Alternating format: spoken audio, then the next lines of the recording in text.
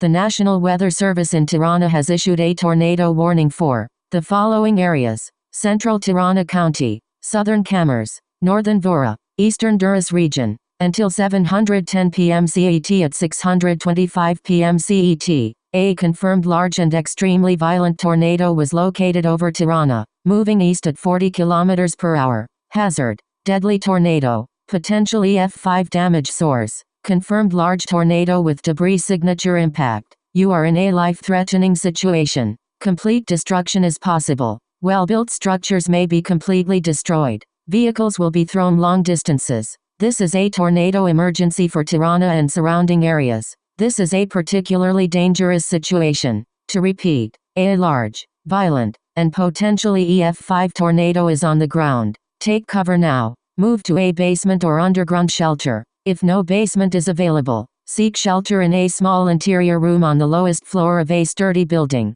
Protect your head and neck. Cover yourself with a mattress or heavy blankets. If you are outdoors, in a vehicle, or in a mobile home, move to the closest strong building immediately. Do not delay. This storm is capable of producing catastrophic damage. Take cover now. This is a life-threatening emergency.